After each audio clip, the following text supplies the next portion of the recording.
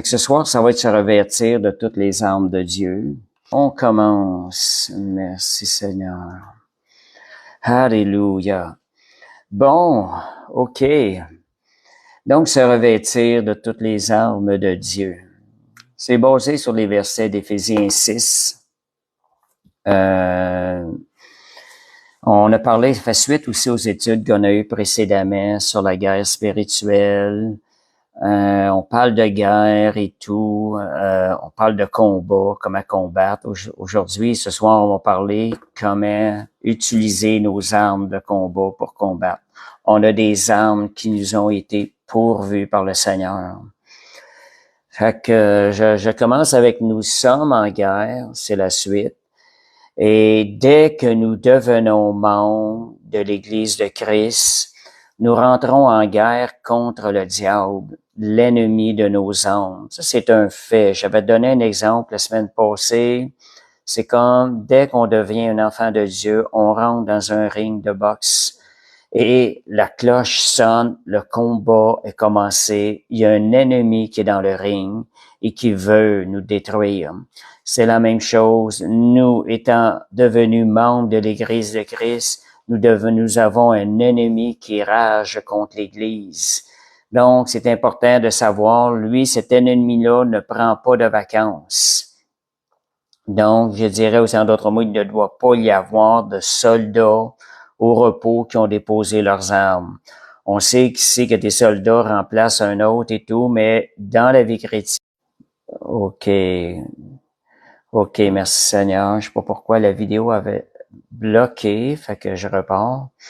Il ne doit pas y avoir de soldats au repos dans le royaume de Dieu qui ont déposé leurs armes parce qu'on a un ennemi qui ne prend pas de vacances. Et nous, ce qu'il y a, c'est pas comme dans le monde, c'est qu'il y a des gens dans le monde qui, lorsque l'ennemi, des gens dans le monde, des fois l'ennemi prend aussi, des fois, arrête de combattre. Mais nous sommes dans une guerre où l'ennemi n'arrête pas de combattre. Et la différence avec le monde, c'est que plus nous combattons par l'esprit, plus nous nous fortifions. Nous ne nous fatiguons pas, mais nous nous fortifions. Ça, c'est la différence entre le combat spirituel puis le combat, les combats qui sont terrestres ici-bas, les guerres qu'il y a ici-bas. Donc ça, c'est la grâce de Dieu en Jésus-Christ qui a pourvu à cela. Il faut s'attendre à cela. Il faut pas se décourager parce que Dieu a déjà tout pourvu afin qu'on puisse gagner toutes nos batailles. Puis, la chose qui arrive, c'est parce que Christ a déjà décrété, notre Sauveur, notre Roi, notre lion de Juda a déjà vaincu l'ennemi. Il a déjà décrété la victoire pour nous. Donc, il faut se tenir sur sa victoire. Donc, Matthieu 16, 18 à 19. Donc, le diable est principalement en guerre, principalement contre l'Église de Christ. Mais Jésus nous assure la victoire. Et ça dit dans ce verset-là, moi, je te dis que tu es Pierre et que sur cette pierre, je bâtirai mon église et que les portes du séjour des morts ne prévaudront point contre elle. Donc, on sait qu'on va être attaqué, mais elles ne prévaudront point contre elle. Pourquoi? Parce que Jésus nous dit, je te donnerai les clés du royaume des cieux. Ce que tu liras sur la terre sera lié dans les cieux. Ce que tu délieras sur la terre sera délié dans les cieux. C'est ce que Jésus a pourvu pour nous. On parle des armes ce soir. On va parler des armes. Donc, premièrement, j'ai donné la position de l'Église. Christ nous a assuré que son Église va faire opposition à l'ennemi. Et cette Église-là, elle est une Église qui a gagné, une Église conquérante. Pourquoi? Parce qu'aussi, un autre verset nous dit, Dieu nous a donné l'autorité sur toutes les puissances de l'ennemi. Si je lis le verset de Luc 19, verset 10, je vous ai donné le pouvoir de marcher sur les serpents et les scorpions et sur toute la puissance de l'ennemi et rien ne pourra vous nuire. Dieu fait ça à ses disciples. Aujourd'hui, avec cette Église, il l'a répandu. Quand on parle, dans certaines versions, ça dit « Je vous ai donné le pouvoir ». Plus précisément, il a donné l'autorité à son Église. L'autorité, c'est pas une mesure de pouvoir, c'est tout le pouvoir de celui qui délègue l'autorité. Nous avons tout le pouvoir de Christ en nous. Nous pouvons combattre l'ennemi et lui faire subir des défaites. Mais c'est à nous de prendre l'autorité de s'en servir, tout comme un policier qui ne prend pas son autorité ne pourra pas se faire écouter. Le policier qui prend sa place comme autorité, c'est pas sa puissance, mais c'est la puissance qu'il y a derrière l'autorité qui prend effet. Donc, comme le policier, nous aussi, nous avons à utiliser l'autorité qui nous a été acquise par Jésus. Donc, utilisons notre autorité dans les combats, c'est-à-dire rien ne pourra vous nuire. Quand on parle de combat, on parle de guérir les malades, chasser les démons, toutes ces choses-là. Chasser le calomniateur. Il vient des fois avec des pensées. Il faut chasser ces choses-là. On a l'autorité d'anéantir ces pensées-là. Matthieu 18, versets 19 à 20. Regardez encore ce que Jésus nous a accordé. Je vous dis encore, si deux d'entre vous s'accordent sur la terre pour demander une chose quelconque, elle leur sera accordée par mon Père qui est dans les cieux. Donc, nous avons à demander. Car là où deux ou trois sont assemblés, je suis au milieu d'eux. On parle de deux ou trois. On s'accorde avec qui? Avec le Seigneur. C'est la troisième personne ou le quatrième homme. Dans la parole de Dieu, Deutéronome 32, 30, nous mentionne comment un seul en poursuivra-t-il 1000 et deux en mettra-t-il 10 000 en fuite. Lorsqu'on marche dans l'unité, dans l'Église, le Seigneur nous demande de marcher dans l'unité, on va en poursuivre 10 fois plus. C'est 10 fois plus puissant. Donc, on va en arriver aux armes maintenant. Je sais pas si vous voyez, si vous avez déjà des idées, c'est quoi les armes. C'est pas seulement de connaître les armes, comment les appliquer de façon pratique, comment les utiliser. On voit des armes, des fois c'est beau à comprendre. Il y a plusieurs explications au niveau des armes. On ne sait pas comment. C'est beau de dire on a des armes, les armes du chrétien, on voit ça. On entend ça, les armes du chrétien. Puis je vais vous mettre une petite parenthèse là-dessus tantôt. On dit les armes du chrétien. C'est pas tout à fait ça. Fait que, quoi? On va découvrir les armes. On va voir à soir de quelle façon pratique on peut s'en servir. Et, fait qu'Éphésiens 6, on commence avec le verset d'Éphésiens 6. Ça va être Éphésiens 6, 10 à 18 qu'on va explorer ce soir. Éphésiens 6, 10, ça nous dit la force du chrétien, elle est en Dieu. Donc, Éphésiens 6, c'est le verset, juste un instant, je vais aller lire le verset. Éphésiens 6, verset 10. J'ai oublié d'écrire le verset. Merci Seigneur. Alléluia. Éphésiens 6, verset 10. On a dit de 10 à 18 qu'on va lire. Au reste, frères, fortifiez-vous dans le Seigneur et par sa force toute puissante. Comment puissions aller chercher la force? C'est celle de Dieu, la force que Dieu nous donne par le Saint-Esprit. On sait qu'on a deux natures. On peut aller par nos forces, mais on peut aller en dépendant du Saint-Esprit. Quand on laisse la place au Saint-Esprit, c'est cette force qui a vaincu l'ennemi qui se manifeste. Donc, la force du chrétien, elle est en Dieu. Donc, c'est pas par notre force, mais par le Saint-Esprit. C'est une force qui est basée, lorsqu'on base notre foi sur la victoire de Jésus, lorsqu'on se base là-dessus, qu'on s'appuie là-dessus, donc on a à se mettre en action, mais par sa force. Voilà, le combat commence avec les armes. Comme le Seigneur nous enseigne, il faut être en action. Il faut être en train de combattre. Il faut pas juste rester assis. Donc, puis on est plus que vainqueurs, comment? Par Jésus-Christ. Le verset 11, ça nous dit, revêtez-vous de toutes les armes de Dieu afin de pouvoir tenir ferme contre les ruses du diable. Pourquoi toutes les armes? Parce que l'ennemi, il attaque de tous côtés. Si on laisse des portes d'entrée, des endroits où on n'est pas protégé, l'ennemi, il passe à ce point-là.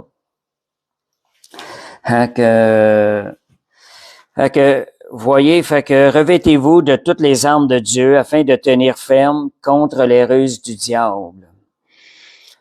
Verset 11, c'est à nous de se fortifier, c'est à nous aussi de se revêtir. Donc, la parole nous dit bien, revêtez-vous, c'est une action qu'on a à faire. Donc, c'est un équipement qu'on doit revêtir, mais comment revêtir l'équipement? Comment revêtir l'équipement? Je sais pas si vous voyez les vidéos, si tout est beau. Fait que j'ai des messages. Fait que, OK. Donc, c'est quand on se revêt, une chose à remarquer, quand on se revêt, il faut prendre le bon équipement selon le combat qu'on a.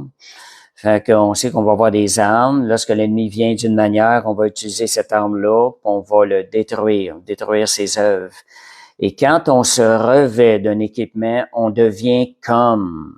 Ici, ça nous parle de se revêtir, de verset 11, de toutes les armes de Dieu. Je dirais pas de toutes les armes du chrétien, parce que les armes du chrétien, des fois, il y a des chrétiens qui sont charnels. Lui peut aller par ses forces. Ce sont les armes de Dieu. Ce sont des armes qui nous assurent la victoire. Donc, se revêtir de toutes les armes de Dieu, comptant sur lui, utiliser les armes que Dieu a pourvues pour nous. Comme je disais, quand on se revêt, on va voir comment se revêtir, on devient comme le Seigneur, comme les armes de Dieu, on va devenir comme le Seigneur avec ces armes-là. On va avoir une victoire qui va être assurée. Verset 12, ça nous dit, nous n'avons pas à lutter contre la chair et le sang, pas contre les gens que nous voyons dans le physique ici-bas sur terre, mais contre les dominations, contre les autorités, contre les princes de ce monde de ténèbres, contre les esprits méchants dans les lieux célestes. Donc, le combat, le vrai combat est spirituel. Nous sommes devenus esprits en entrant dans le royaume de Dieu. Le vrai combat est spirituel. Donc, c'est le royaume. On sait que le royaume, on parle de combat spirituel. Dans le monde spirituel, il y a deux royaumes. Il y a le royaume de Dieu, puis il y a le royaume de Satan qui existe. Donc, mais nous sommes vainqueurs et le diable est vaincu par le sang de Jésus. On parle ici de principauté, prince de ténèbres, domination, autorité dans les lieux célestes. Ce sont des choses qu'on mentionne. Fait que c'est pas, il faut réaliser que ce sont des puissances, mais nous, on a la puissance sur toutes les puissances de l'ennemi. Fait qu'on, et réalisant ces choses-là, on va combattre avec sagesse. Donc, verset 13, ça dit, prenez toutes les armes de Dieu, c'est bon, afin de pouvoir tenir ferme dans les lieux célestes. Donc, comme je vous disais tantôt, toutes les armes, c'est important d'être revêtu de toute l'armure complète afin de ne pas laisser une porte d'accès à l'ennemi. Et l'ennemi va voir ces choses-là. Et moi, je me rappelle, ça m'a toujours marqué, j'ai eu une image que le Seigneur m'a donnée. À un moment donné, c'est que j'ai vu un chrétien tomber au combat avec toute l'armure de Christ. Il n'y avait pas un endroit, je dis tomber au combat, vous allez comprendre pourquoi là. Il n'y avait pas un endroit où ce qu'on pouvait voir le corps, la chair de l'homme. Le chrétien était couché à terre, mais l'épée dans sa main en train de combattre. Son temps était venu. C'est pas qu'il avait perdu la bataille. Le fait qu'il était mort en train de combattre, il était mort dans la foi. Moi, ça m'avait parlé c'est surtout le message au niveau de la maladie. La maladie, on prend la foi jusqu'au bout. On se bat jusqu'au bout, on garde la victoire jusqu'au bout. Et quand on meurt dans la foi, on est mort dans la victoire. L'ennemi a été vaincu. Donc, comme Karine dit, on est mort en conquérant. On est mort en faisant l'œuvre du Seigneur. On est mort en combattant l'ennemi. Puis on sait que pour ce genre de choses-là, la guérison, c'est la volonté de Dieu qu'on soit guéri. Notre foi, on est en train de combattre. On sait qu'en étant mort, il n'y a plus de combat à ce niveau-là dans l'autre royaume. Étant mort dans la foi, l'ennemi a subi une défaite. Donc non pas mettre les armes de côté, toujours être actif en ayant nos armes dans nos mains en train de combattre, ne jamais laisser nos armes de côté. Maintenant, connaissons-nous nos armes et comment les utiliser? C'est des questions, des fois, qu'on peut se poser, mais oui, mais comment je vais utiliser ça? C'est beau qu'on dit une ceinture de vérité. Comment que je peux utiliser ça de façon pratique et marcher dans la victoire? Est-ce qu'on connaît est-ce qu'on connaît aussi notre armure puis comment aussi nous en revêtir? On prend des armes et on revêt l'armure de Christ. Donc, si on commence avec la ceinture de vérité, c'est la ceinture de vérité, si on regarde le mot vérité, qui est la ceinture qui tient tout en place. Si on part pas avec une vérité, ben il y a rien qui va tenir en place. Si la vérité, on la trouve dans la parole. On va voir que ça se réfère pas mal beaucoup à ça dans pas mal tous l'équipement. Donc, c'est un fondement. Le premier fondement pour tenir les choses en place, il faut connaître la parole de Dieu, connaître la vérité de Dieu. On va avoir des outils pour battre l'ennemi, combattre l'ennemi. Donc, ça va nous faire marcher de manière victorieuse lorsqu'on va connaître la parole, lorsqu'on va connaître la vérité, parce que l'ennemi pourra pas nous faire accroire des choses. On va dire non, c'est ça qui est écrit. Et connaître la vérité, ça nous fait aussi connaître les instructions, comment aussi fonctionner dans la situation. Jésus a dit, je suis la vérité. Donc, le combat va être ferme. Ça va être un combat, une victoire que l'ennemi pourra pas gagner lorsqu'on s'appuie sur la vérité, qu'on est allé la chercher. La vérité, on va la chercher dans la parole. Donc, pour combattre efficacement, c'est important de sortir le mensonge de nos vies. Si on voit qu'il y a du mensonge à des endroits, on vient de faiblir notre équipement, notre âme. Donc, tenons-nous loin de tout ce qui peut être mensonge dans notre vie. La parole de Dieu est la vérité pure. Puis le mensonge, c'est que le diable est le père du mensonge. Donc, l'épée, juste pour vous mentionner une petite remarque, l'épée, elle est tenue en place par la ceinture. Vous voyez l'importance de la ceinture. La base de tout, c'est la ceinture. Donc, l'amour de la vérité ou l'amour des doctrines. Des fois, ce sont des... Moi, il me semble que des fois, j'écoute, je vois des commentaires. J'ai l'impression que c'est pas l'amour de la vérité, mais c'est plutôt l'amour des doctrines que des personnes ont. Ils se font plaisir à discuter de doctrines. On retrouve parmi ceux-là les témoins de Jéhovah. Ils ont un plaisir de discuter de doctrine. C'est pas l'amour de la vérité. Ils ont cru à une doctrine, ils ont l'amour de la doctrine. Un peu comme les Juifs dans le temps. Les Juifs, lorsque Jésus était là-bas, ils avaient l'amour de leur doctrine. Le cœur n'était pas là. Quand on parle de doctrine, le cœur n'est pas impliqué dans une relation. Le cœur n'est pas à la relation avec le Seigneur. Donc, ils ont oublié, parfois les gens qui sont tous des doctrines, ils oublient que la chose la plus importante, c'est notre relation avec Dieu. Puis lorsqu'on a été sauvé, notre relation a été restaurée avec Dieu. Que c'est donc, merci Seigneur. Les gens qui sont sur la doctrine, ils sont pas en train de combattre, ils ont laissé leurs armes de côté parce qu'ils ont laissé la chose la plus importante qui est la relation avec Dieu. On discute et on discute, mais n'ayant pas une relation assez forte avec le Seigneur, ils ont des failles dans leur doctrine. Donc, ils sont ces soldats qui, je dirais, qui ont laissé leurs armes de côté. OK, merci Seigneur. Puis un petit point aussi, c'est bon pour tout le monde. Moi aussi, lorsqu'on regarde des fois sur Facebook, des fois on a l'intention de donner nos commentaires. On aimerait donner nos commentaires sur certaines doctrines. Je pense que des fois, faire attention de ne pas perdre de temps à débattre des doctrines. Vous savez quelque chose, on a plutôt à relâcher une prière. Une seule prière peut renverser toutes des situations. Fait que ne perdons pas de temps à débattre des doctrines. Relâchons plutôt, utilisons nos âmes, relâchons des prières, puis on va faire avancer le royaume de Dieu beaucoup plus efficacement par la prière, en utilisant aussi nos armes. La deuxième arme, c'est la cuirasse de justice. La cuirasse de la justice de Christ. C'est pas la nôtre, c'est la justice de Christ. Christ nous a donné sa justice. Nous sommes rendus justes par la justice de Christ. Donc, il faut savoir aussi quand je parle, êtes-vous convaincu que vous avez été pleinement justifié, que Dieu le Père vous regarde juste? Ça, c'est des choses. Si vous n'avez pas cette certitude-là, vous ne pouvez pas utiliser cette arme-là. L'ennemi va venir vous accuser. Donc, c'est le temps de sortir cette arme-là. Jésus-Christ est ma justice. Il est toute ma justice.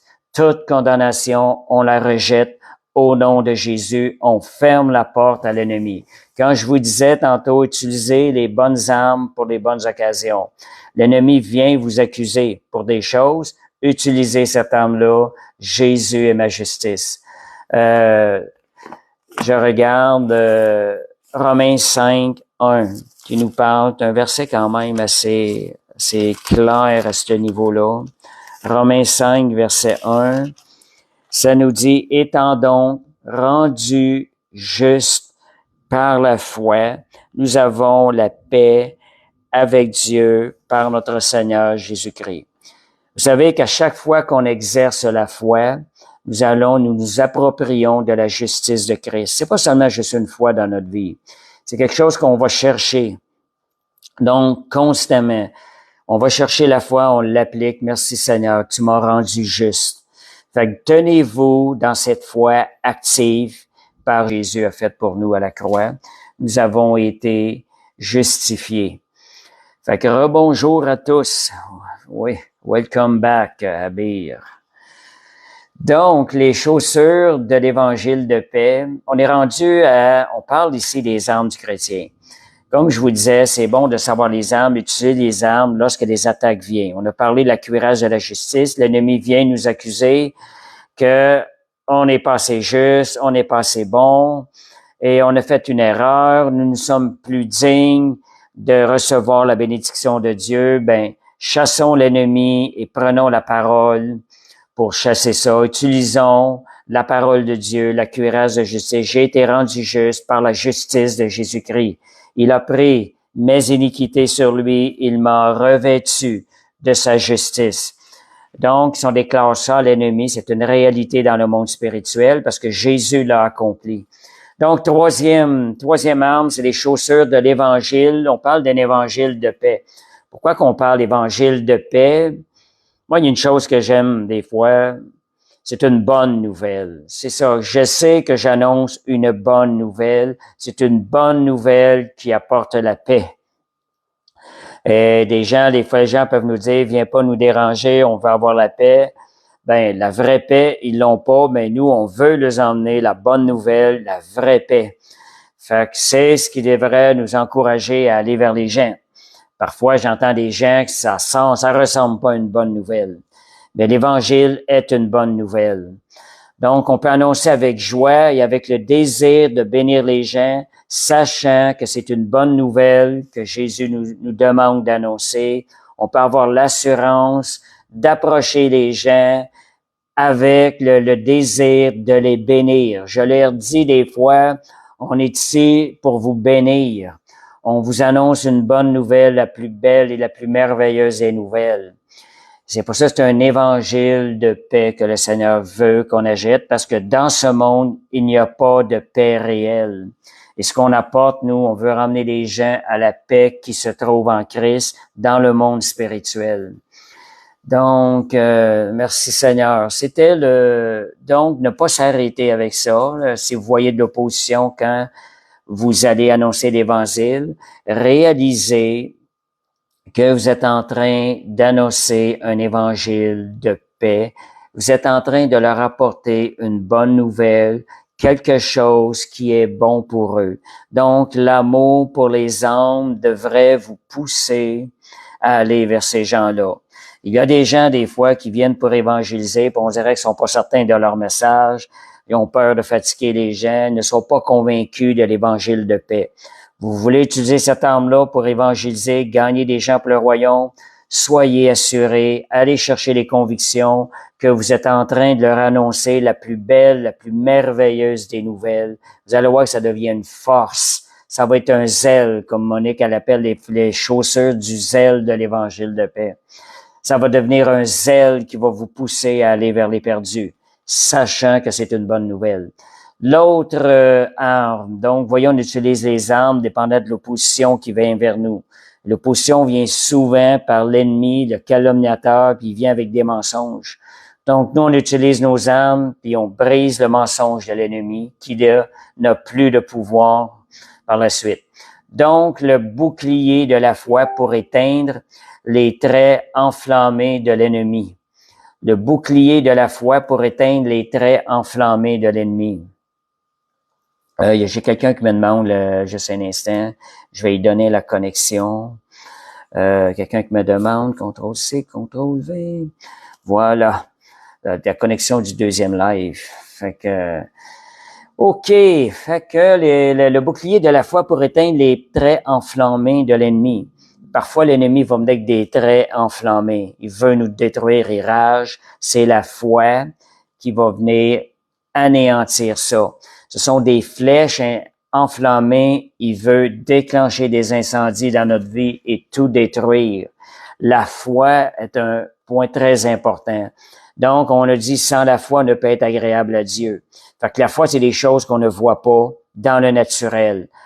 On réalise qu'on est dans un monde spirituel, que les promesses de Dieu sont vraies et on tient ferme sur les promesses de Dieu, comme Abraham a tenu ferme sur ses promesses, voyant la promesse qu'il ne voyait pas, appelant les choses qui n'étaient pas comme si elles étaient déjà.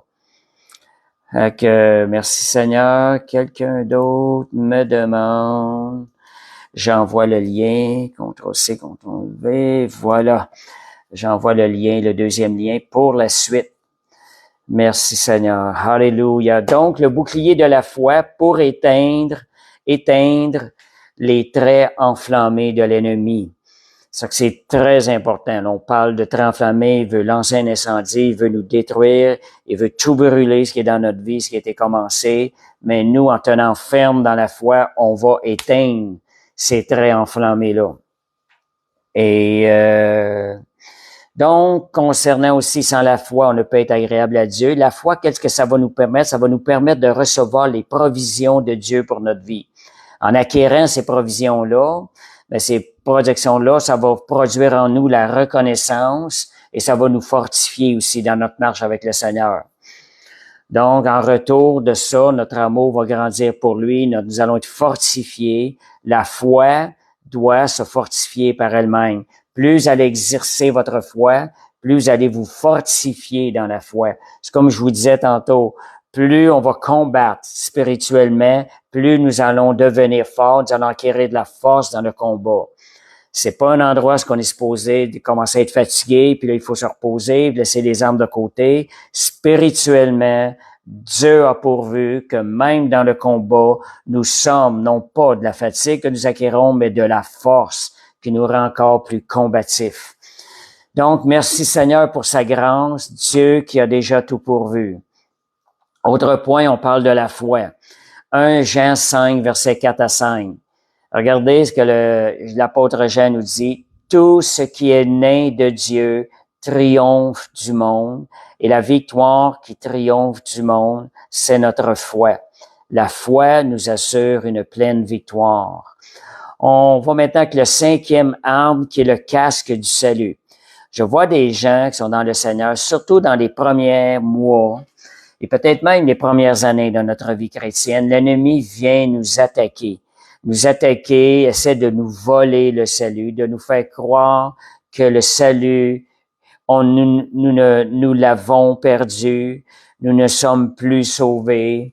Et ça, ce que ça fait, là, quand on se laisse avoir par l'ennemi, lorsqu'on doute, l'ennemi réussit à nous faire douter de notre salut, ça nous focus sur nous-mêmes. Quand on est focusé sur nous-mêmes, on voit plus la force de Christ, on voit plus Christ qui combat à travers nous, on court dans le combat et on va pas se revêtir de toutes les armes de Dieu. Donc, l'ennemi, quand il réussit à nous mentir, nous fait croire que notre salut est ébranlé, que nous sommes en train de perdre notre salut, ça nous focus sur nous autres et nous n'allons pas nous revêtir des armes de Dieu. Donc, prenons cette arme-là, résistons à l'ennemi, chassons les mensonges de l'ennemi dans nos pensées. On parle le casque du salut, protégeons nos pensées et demeurons dans l'espérance de notre salut à la fin de nos jours. Donc, le salut, c'est en espérance. On a cette assurance-là qu'on est sauvé, mais en espérance, on va goûter au salut plein à la fin de nos jours. Le Saint-Esprit confirme à notre esprit que nous sommes devenus enfants de Dieu. Donc, revêtons cette parole-là, revêtons-nous de cette parole-là. Ça va être le casque du salut, ça fait partie de l'armure et ça va protéger nos pensées des mensonges de l'ennemi. Une autre arme, c'est l'épée de l'esprit. On avance dans les armes, c'est l'épée de l'esprit qui est la parole de Dieu. L'esprit est dans la parole de Dieu. Des fois, des gens parlent de la parole de Dieu, l'esprit est pas là. Mais l'esprit, il est dans la parole de Dieu. Quand vous prononcez la parole de Dieu, vous savez c'est quoi la parole de Dieu, d'où est qu'elle vient, l'esprit se manifeste. Jean 6, 63, c'est l'esprit qui vivifie. La chair ne sert de rien.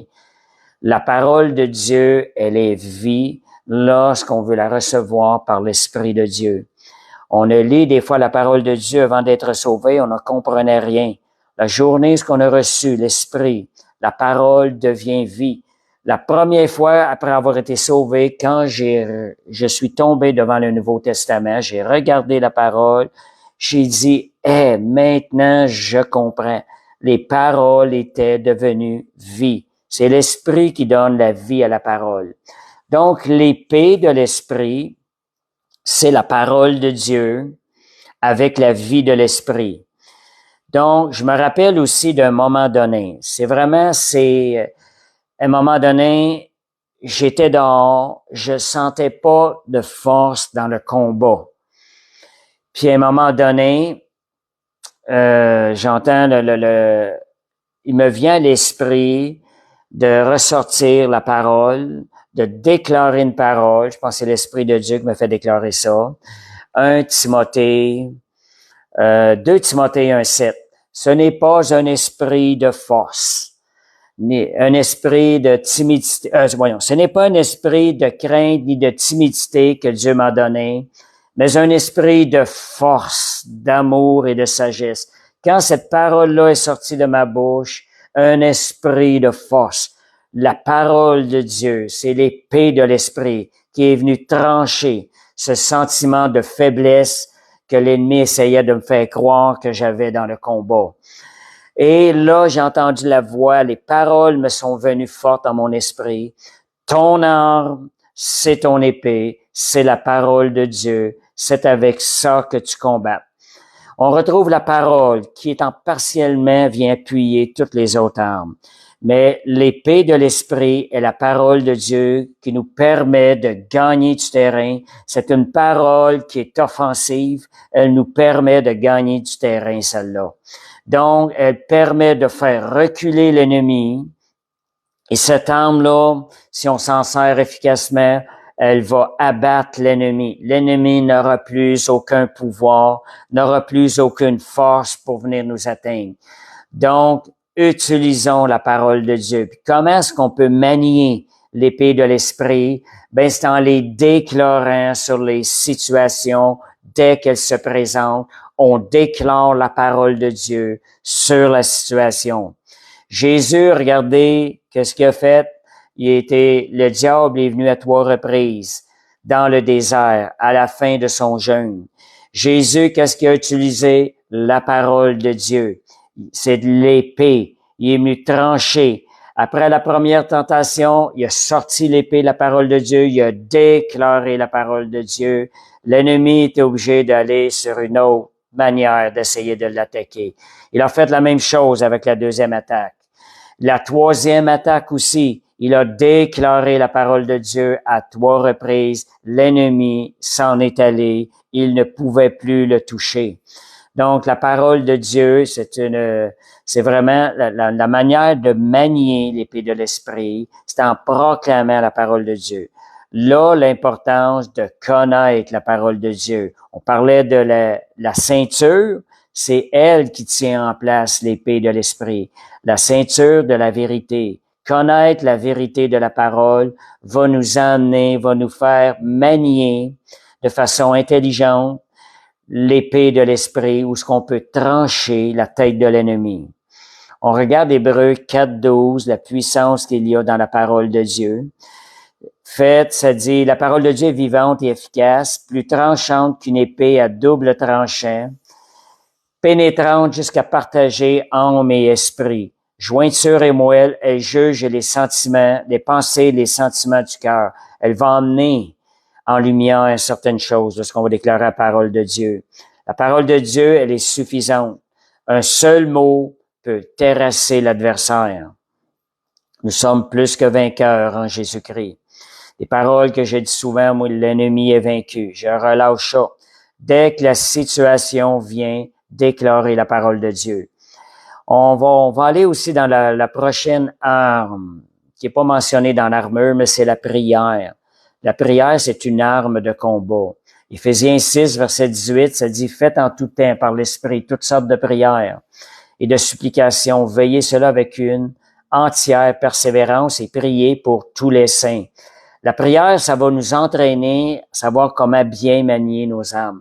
À travers la prière, on va être capable de sortir nos armes, les manier, les utiliser contre les attaques de l'ennemi. Puis c'est ça, la prière va nous apprendre justement à bien les utiliser puis à obtenir des résultats rapidement. Ayez un esprit de prière. Gardez cette atmosphère-là de prière en vous quand vous vivez. Vous sentez une attaque qui vient, tout de suite, relevez-vous, déclarez quelque chose. La prière va nous rendre plus forts dans le combat. Donc, ça dit, prions par l'esprit afin de combattre dans le royaume spirituel et non selon la chair. Attendons-nous des choses surnaturelles quand on prie.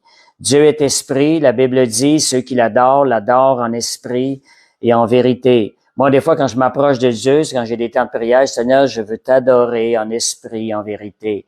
Saint-Esprit, inspire mes prières. Je veux que mes prières se fassent dans le monde spirituel, parce que c'est là que le combat se fait. Puis, il y a une autre chose aussi, qu'on parle de la prière, prenez l'habitude, à chaque fois vous attendez quelque chose, ou vous entendez une situation qui vous vient à l'esprit, quelqu'un vous parle d'une situation, finissez toujours la discussion en relâchant une prière. Une seule parole peut détruire l'œuvre de l'ennemi. Relâchez une parole à chaque fois qu'une situation vous vient à l'esprit ou qui arrive dans une situation. On est en train de parler de nos enfants, une opposition qui arrive, quelque chose de négatif qui arrive. Finissons ça de façon positive avec une victoire. Tranchons l'œuvre de l'ennemi avec les armes que Dieu a pourvues. Relâchons ça dans la prière, la parole de victoire. Satan, tu es vaincu. Satan, tu es vaincu. Dieu, tu as appelé mon garçon. Seigneur, tu es fidèle pour le rendre jusqu'au bout, le garder jusqu'au bout. Merci, Seigneur, d'accomplir tes promesses dans sa vie. Merci, Père Céleste. Donc, vous savez que la puissance de changer les choses, elle se trouve dans la prière. Il y a une puissance qui change les choses dans la prière. Dernière chose pour terminer, c'est le témoignage, qui est aussi comme une façon de combattre qui va venir détruire l'ennemi.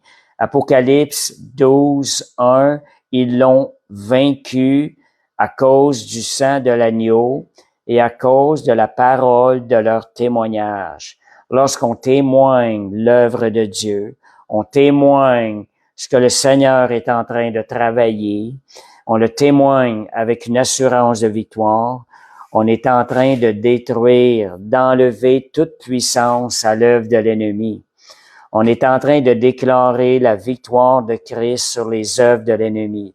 On témoigne de ce que Dieu a fait dans notre vie et de ce qu'il va faire. Il va renouveler cette victoire-là dans notre vie. Le témoignage veut dire renouveler. Renouveler, c'est quelque chose qui se renouvelle. Quelqu'un a donné la signification de ça. J'ai trouvé ça bien bon. Quand on témoigne une situation de victoire dans notre passé, on est en train de l'appeler à se répéter encore dans notre vie. Une autre situation de victoire est en train de se recréer lorsqu'on témoigne de ce que Dieu a déjà accompli dans notre vie. Donc, témoignant de la victoire de Christ, Du même coup, on est en train de témoigner de la défaite de Satan. Puis je termine en disant, le diable est vaincu. Ça, c'est une vérité, puis je peux vous dire qu'il n'aime pas entendre cette parole-là. Fait que merci Seigneur, c'était l'enseignement sur les armes du chrétien. Donc, petit rappel, revêtez-vous, revoyez les armes, chaque chose, la ceinture, base, fondement, fondé dans la vérité de la parole. La cuirasse, nous avons été rendus justes, pas par nos œuvres, mais par la justice de Jésus-Christ. Nous sommes devenus justice de Dieu en Jésus-Christ. La Bible dit dans 1 Corinthiens 15-20. Et les chaussures de l'évangile de paix, nous pouvons annoncer une bonne nouvelle avec assurance. Donc, lorsque nous approchons les gens, bouclier de la foi qui est très important, demeurez inébranlable dans la foi. Croyez, demeurez ferme dans les choses qui ne voyez pas et appelez les choses que vous ne voyez pas comme si elles étaient déjà. Casque du salut, ne doutez plus de votre salut, ne laissez pas aucun endroit, aucun espace au mensonge de Satan qui veut voler dans votre vie. L'épée de l'esprit, qui est l'arme offensive, aller de l'avant, et la prière et le témoignage. Fait que merci Seigneur, c'était la réunion, c'était l'enseignement de ce soir. Fait que je vais terminer par la prière. Merci Seigneur. Père Céleste, on te remercie pour la grâce d'avoir été sauvé. Merci pour ton Saint-Esprit. Merci de nous avoir permis de terminer l'étude. Seigneur, que malgré les attaques de l'ennemi, nous déclarons doublement édifiés dans le Saint-Esprit au nom de Jésus. Père, je te remercie. Alléluia. Merci Seigneur que nous soyons ces combattants qui utilisent intelligemment chaque arme que tu as pourvue pour nous, pour chaque situation appropriée. Seigneur, inculque en nous la sagesse de bien manier ces armes de Dieu par le Saint-Esprit. Merci Seigneur. Fait que je vous souhaite une parfaite soirée, une parfaite fin de semaine dans le nom de Jésus.